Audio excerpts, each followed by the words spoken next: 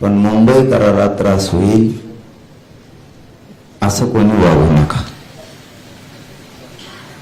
मला वाटतं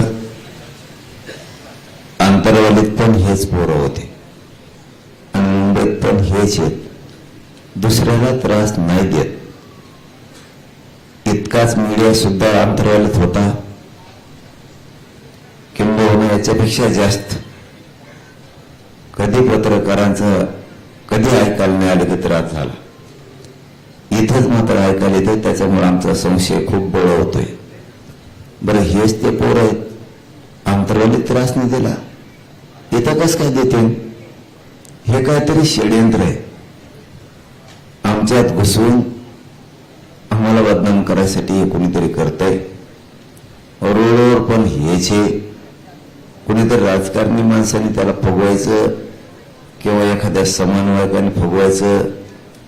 ते उंदिरी निशा कोणीतरी आहे, ते बी सांगतो वाटतं पोरायला की तुम्ही